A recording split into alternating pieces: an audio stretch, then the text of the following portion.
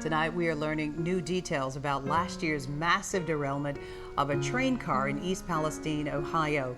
The train was carrying hazardous materials at the time, and tonight the NTSB says a hot rail car wheel bearing sparked a fire. Video showing the glow on the track some 20 miles away from the scene. Investigators say the crash could have been avoided. Now, inspections after the derailment revealed that 25% of the train cars had defective conditions, but train cars were inspected in Toledo, Ohio, and again in Decatur, Illinois, with no defects found. The crash happened as the train was traveling from Madison, Illinois to Pennsylvania.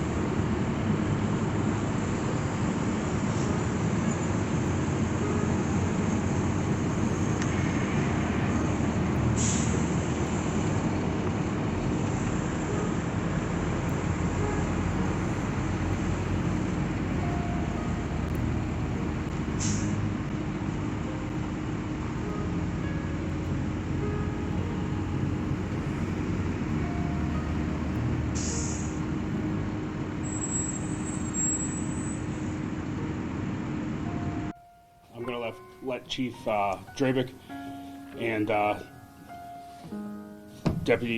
Chief Deputy Tucker explain. All right. We were notified a short time ago that we've had a drastic change in the chemical inside the tank cars that we've been concerned about and watching all day, the vinyl chloride. We are at a risk now of a catastrophic failure of that container. Measures are being taken to try and control that and prevent that from happening.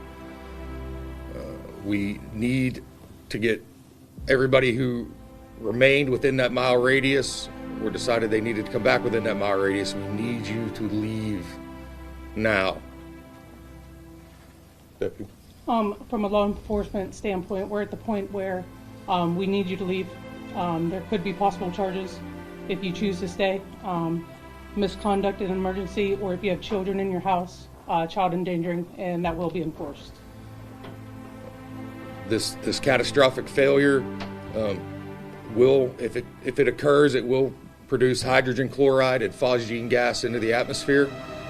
We are working with several federal agencies to determine a plume cloud for that.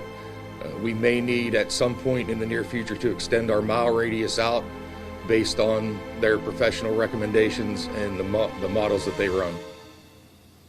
As of right now, it's going to stay at a mile.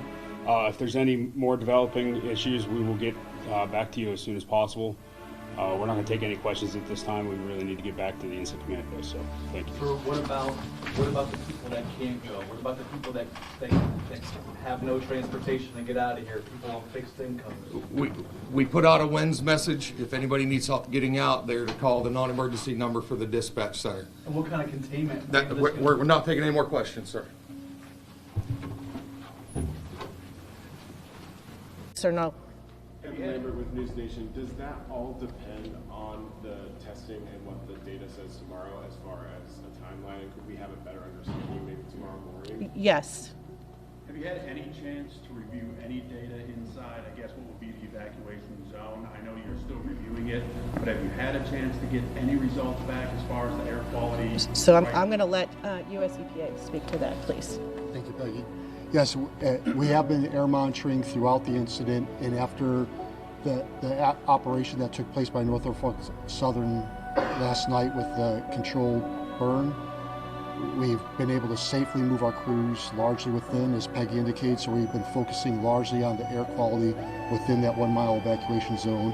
We've been doing that throughout the day and throughout the night, and we're going to process that data and give our recommendation to the incident commander in the morning.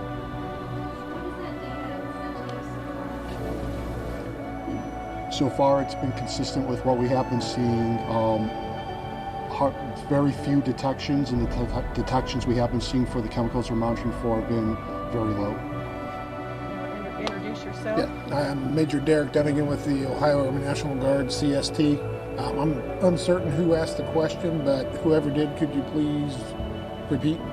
Oh, I was just asking if any kind of irritant, lung irritation, anything that you might be experiencing that could you speak to if there could be a connection to this that you know of at this point? Well, with any type of air contamination or potential air contamination, fires or whatever, there are particulate matter that can enter the air. So lung irritation could be a possibility. I cannot say whether their irritation is caused by the event or another environmental factor. But I would say if anyone is having any type of symptoms they're concerned about, that they should speak with their primary care provider or seek treatment at a local hospital. Anybody else? Real quick, Mayor, have you thought, you've addressed this, I think, to some degree in previous briefings, but have you thought about kind of what's next moving forward? You don't know what exactly that will require yet, but just in terms of the community coming together and how you guys... We have a very strong community here.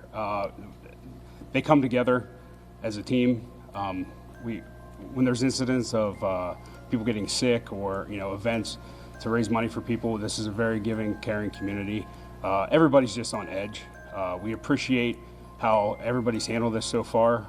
For the majority of residents have really understood what's going on here. This is new to all of us. We don't have media training. We're a small little Ohio town. We're doing the best we can. Frustration levels are high for everybody. Everybody's tired. We're doing our best. We're trying our best. For some people, it'll never be good enough. But as a community, we'll rally around this. We're going to demand that there's still constant monitoring, and it was an accident. But Norfolk Southern is going to be responsible for it. They're going to take care of it, and we're going to make sure that that happens. But I think as a community, if anything, this has made us stronger. The outpouring of donations of food, drinks, well wishes. Of course, you're always going to have a few on social media that are experts and know everything. But for the most part, I'm proud of our community. I do apologize for some of the errors I've made in speaking, but we're all new to this, so we're trying our best. That's all I can say. Okay, just one more question. You mentioned that you're constant monitoring. What are some of the longer-term concerns that you or your citizens may be hearing, especially if we know that some of these chemicals are linked to cancer down the road? I mean, how much of a long-term commitment are you expecting? So I am by no means an expert, even though I've heard so much about chemicals in the last 4 days that has made my head spin. I'm expecting them to do the right thing. I hope they will do the right thing. We have to rely on the experts for this. The Ohio EPA, the U.S. EPA. I am positive they're going to be here for a long time. We have to use and the contractors for Norfolk Southern too. I understand they work for Norfolk Southern, but we have to also rely on them for information too. We've gathered a lot of information. Everybody's going over that information right now. We want to get the residents back in their home. I hate that we had to pull the residents out of our home. Nobody likes that. Just please be patient. We're working diligently. Hopefully by tomorrow we have some answers. We can't promise anything, but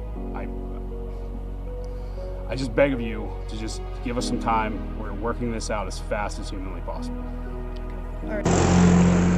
One good thing, AT&T.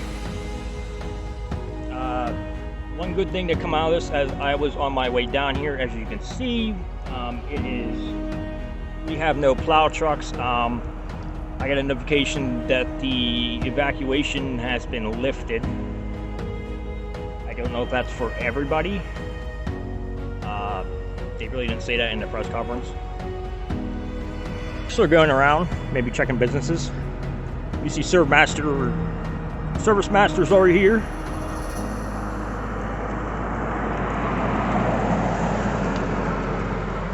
It's nice to see cars. Hey, I can leave and come back in now. So those things down here, and this way. Oh yeah.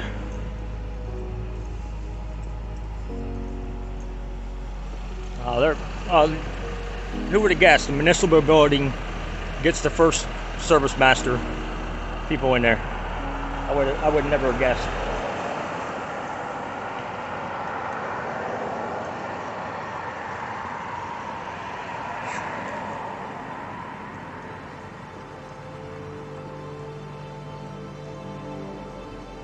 I miss Governor DeWine.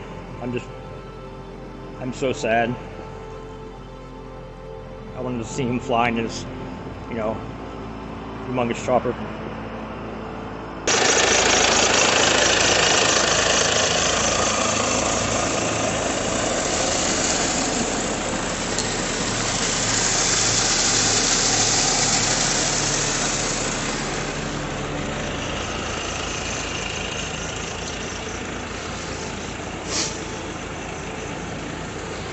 This is their aeration going on. This is supposed to be taking the chemical out of the water. I find it hard to believe, but hey, if the lie works. The US EPA, in partnership with an independent contractor, continues to monitor the air in and around East Palestine. To date, they have sampled air in over 500 separate homes. They've also continue to sample air out on the streets and throughout the community. So far, they've had no detection of contaminants, either outside or in the specific homes where they've been asked to monitor. Although the testing in approximately 75 homes did show elevated levels of VOCs, further testing in those 75 homes found that contaminants of concern from the derailment were not present in those homes. The testing results from East Palestine's municipal water source have come back, and the results are that drinking water, testing those 5 wells that go into the community system, those 5 wells have all come back clean. The water is safe to drink. You do not need to drink bottled water if you are on municipal water. If you get your water from a private well, you are encouraged to use bottled water until your water is confirmed to be safe. That, again, is just out of abundance of caution. To date, 38 private wells have been sampled. More private wells are scheduled for testing today. These samples, unfortunately, take a while to get it back from the lab, so we don't have any results back yet. Growing concerns of air and water safety in East Palestine, where just 12 days ago a train derailed, spilling hazardous materials. Well, tonight at 7 East Palestine, EPA and other officials will be holding a special town hall meeting at the East Palestine High School gym to hear from the community about their concerns. And there are a lot of concerns. Democratic Ohio lawmakers are also holding a discussion this afternoon to talk about the agricultural and environmental concerns and possible policy solutions.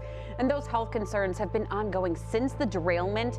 One of the biggest concerns is water quality. Is it safe for people who live there to drink? Well, there have been conflicting reports. So for more on this, we turn to Austin Love, who is now live. Austin, good morning. Yeah, hey, good morning to you both. It's been 12 days since that train derailment, and the mistrust between residents and officials continues to get worse. On one hand, state officials are assuring residents that the risk to the drinking water is low, but then on the other hand, they are advising people to use bottled water. This as they wait for more test results to come back. But yesterday, in a press conference, Governor Mike DeWine and Ohio Department of Health Director Dr. Bruce Vanderhoff had very strong words for the train company, but as also sending a message of reassurance to the residents there. They say that the air is safe and that the risk to the drinking drinking water is safe as well, but as they wait for more results, they are not only urging people to use bottled water, but urging anyone with a well in the area to get that tested as well. And hey, residents should be cautious. Listen to this. The Ohio EPA says roughly 3,500 fish have died from 12 different species with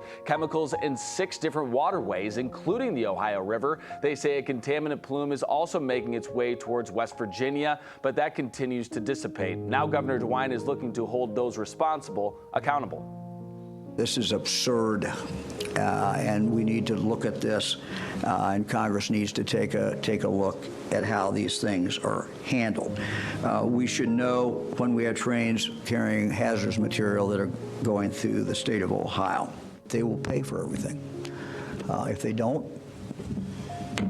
we've got an attorney general here that will file a lawsuit.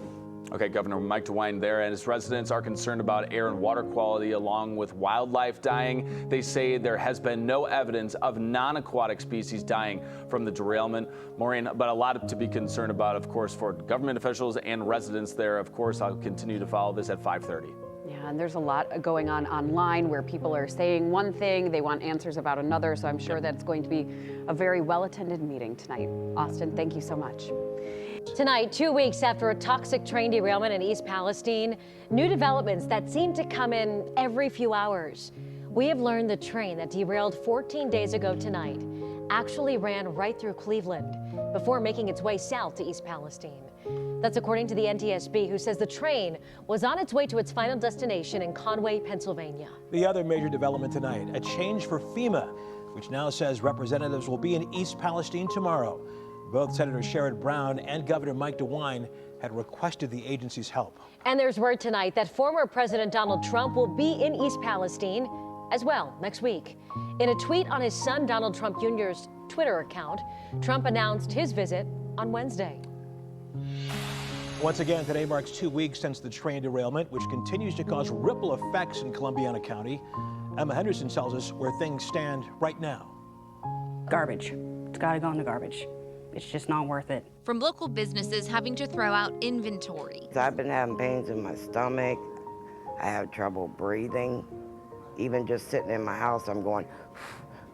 To locals experiencing symptoms they believe are from toxic chemicals during the derailment. We have talked to so many East Palestine residents about the uncertainty and fear that clouds the last 14 days of their lives, even to downright frustration. Everything's just great. Why are we getting sick? Why do we have this overwhelming chemical smell in our homes? Lawyers came to town to take cases and notify people of their rights, while politicians visited to see what had happened firsthand. And hundreds of residents came together, hoping to find answers to their thousands of questions. I want this community to know that they don't have to manage this issue on their own. But fear, like the chemical smell in some of the waterways, lingers, despite residents being told municipal water is safe to drink, despite the Ohio EPA monitoring 500 homes where, quote, there have been no detections of vinyl chloride or hydrogen chloride above levels of concern. Now we know FEMA will arrive on Saturday, and that the Ohio Department of Health will be establishing a clinic for East Palestine residents. And Governor Mike DeWine says it should all be on the railroad's dime. Whatever damages have been caused, the railroad is responsible for those damages. But the fear we've seen since this disaster doesn't come from the known, but rather the unknown. Emma Henderson, 3 News. Governor Mike DeWine also asked for help for East Palestine residents concerned about their health in the wake of that train derailment. The Department of Health and Human Services said today they will open a clinic in East Palestine early next week, and they will be able to see patients. The CDC says it will also send representatives and testing supplies to the village as early as this weekend. Look at this, I just stepped on this rock, just looking off the pavement. This rainbow yellow film. Look at this.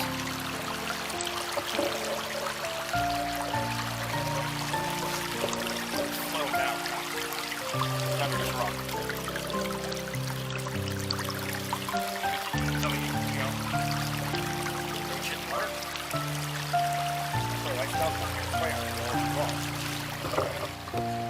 We got something there. It's hard to get with it.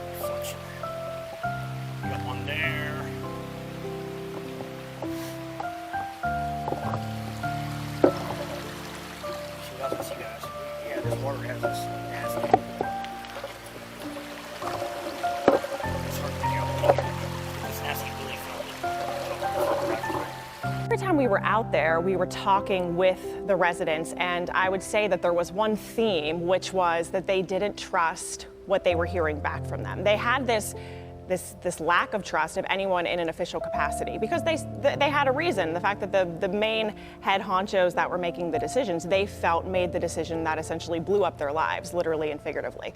So they wanted this testing that came from an unbiased source, is what they kept saying. And we found out that basically meant they wanted independent testing. And then, well, what is that, right? Is that a university? Is that some random man or woman? And then we linked up with this biologist who is from Pittsburgh, and he just so happens he has family members that live in the area, and he wanted to know for himself what was in the water. Right. And so we kind of I stumbled upon him on Twitter. And that's how you found him.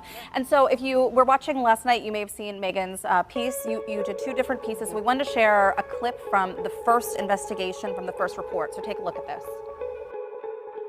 The first time, he found 11 substances in the water, 6 from incomplete combustion, consistent with that plume we all saw from the controlled burn. And 5 of the 6 on this list are probable carcinogens, he says. Now the catch is this. The Ohio EPA's report didn't detect that. I thought mine would look exactly the same, but they didn't. And the reason is simply detect levels. Johnston uses ALS Laboratory and believes the state agency uses PACE Analytical. Whatever is happening in the PACE Analytical lab, their detect levels are 4 times higher than what ALS groups minimum detect levels. He doesn't know why different labs use different detect levels, so we asked PACE and learned these detect levels do differ across labs, and they're expected to fluctuate for a number of reasons. PACE says labs are required to reassess their levels each year. A lot of people assume that just because something says non-detect, that it's not there. But really it just means it's not there in a level that's above the minimum detect level. All right, thanks, Frederick. Meanwhile, federal regulators are taking charge of long-term recovery efforts in East Palestine, Ohio, where a Norfolk Southern freight train derailment has disrupted life and spread concerns over toxins released in the wake of that accident. Former President Donald Trump, who is running for president once again, visited the community today. Nicole D'Antonio reports. Former President Donald Trump visited East Palestine, Ohio, where residents are still struggling from that freight train derailment that spewed toxic chemicals in their community. We're here today in East Palestine to show our love and support for our fellow Americans and this hour of need, and that's what it is. It was an hour of need, but they've done some incredible work in a very short period of time. The former president, who has announced he's running for the White House again in 2024, has been critical of the Biden administration's response to the disaster. Ahead of Mr. Trump's visit, President Biden tweeted, quote, "For years, elected officials, including the last admin, have limited our ability to implement and strengthen rail safety measures." We know that this community will bounce back. On Tuesday, the Environmental Protection Agency ordered Norfolk Southern to pay for the cleanup of the train wreck and chemical release. If it fails to comply, the EPA warned it will do the cleanup itself and seek triple damages from the company. What's going to happen in the water? Everyone's concerned about the environment. This is a man-made type of disaster. Transportation Secretary Pete Buttigieg travels to East Palestine tomorrow to meet with community members. Meanwhile, he's urging lawmakers here on Capitol Hill to take bipartisan action. One of the reasons that I'm asking Congress for help is that right now there is a cap on the toughest fines that we can impose. About $250,000 per violation. The Transportation Secretary's visit will come as the National Transportation Safety Board plans to release preliminary findings from its ongoing investigation. Nicole D'Antonio, CBS News, Washington. This was 100% preventable. We call things accidents. There is no accident. Every single event that we investigate is preventable. So our hearts are with you. Car number 23 was a hopper car, which carried plastic pellets. It was the combination of the hot axle and the plastic pellets which started the initial fire.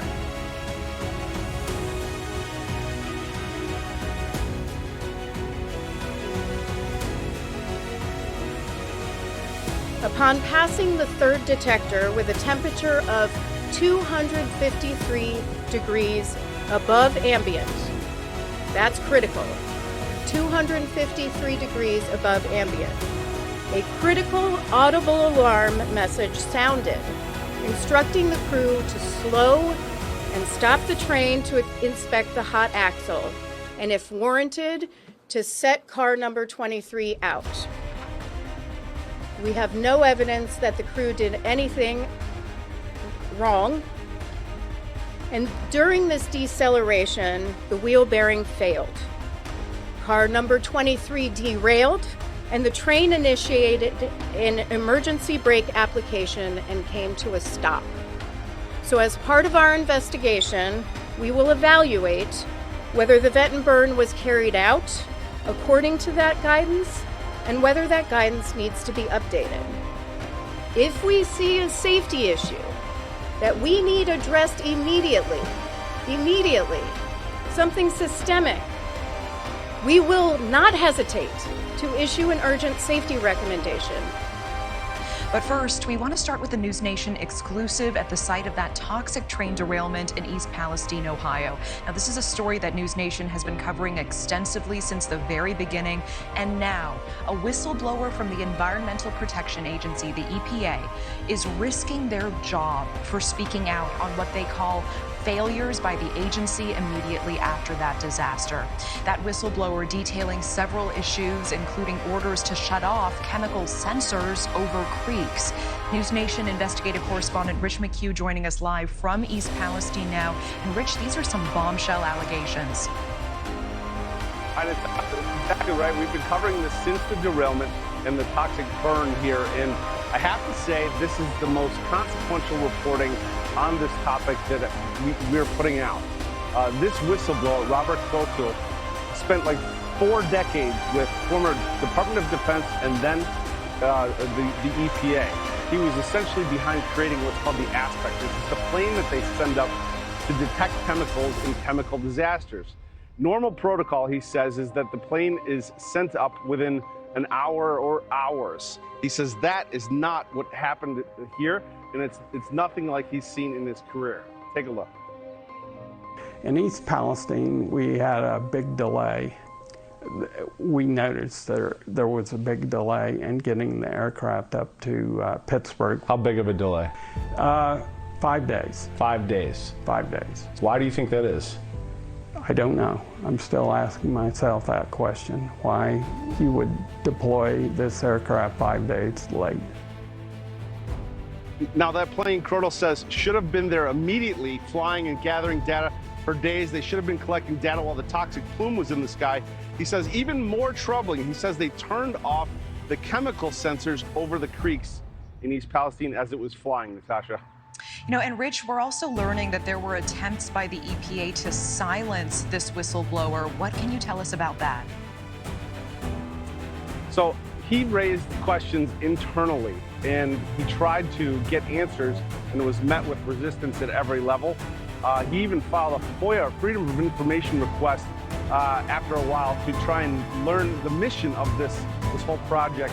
He was told if you don't rescind that FOIA request, you're going to be fired from your job. The EPA didn't gather the chemical information that it could have gathered to inform first responders, the community, and our government officials as to what to do with evacuations, protecting the public, and the vet and burn. They could have done this and they chose not to. The question is why. That was Leslie Pacey. She's an investigator with the Government Accountability Project. They are providing legal protection for Robert Coverup. He has since resigned from his position. He was now former contractor for the EPA. EPA has come out and said they did not fly because of the weather. And that's something I asked him about in the interview. He said weather really wasn't an issue. They just would have had to fly lower. Instead of 2,800 feet, they could have flown at 2,000 feet. Natasha. It's important reporting, and I know that community is so grateful you are staying on top of this. News Nation's Rich McHugh live for us in East Palestine. Thank you. And now to a News Nation exclusive on the disaster in East Palestine, Ohio. A key whistleblower expected to testify ahead of a critical ruling on a controversial settlement. Before that hearing, News Nation sat down with that whistleblower who claims the settlement is part of a massive cover-up to bury the truth about dangerous chemicals in the air and in the ground. Investigative reporter Rich McHugh has been following all of this, joins me live. So Rich, That whistleblower has a lot to say about the EPA. Yeah, he sure does, Nicole. Stephen Petty, he's one of the preeminent exposure experts in the world. He's worked on hundreds of cases here, the most prominent cases here in the United States. And he's coming forward now at great risk because he has a confidentiality agreement. But he's doing so, in doing so, he blasts the EPA for a lot of their handling of this and said they have not been forthcoming and they have not been truthful with the people of East Palestine. Let's take a listen. They're not being fully transparent with what the raw data likely says. If you were compelled, let's say, by the court to turn over your data, your analysis, would you?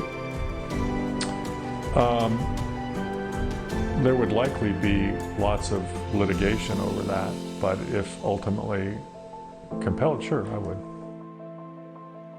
Now, we have asked the EPA for comment. They have not responded yet. Nicole. It's a big question here, Rich. Is East Palestine safe?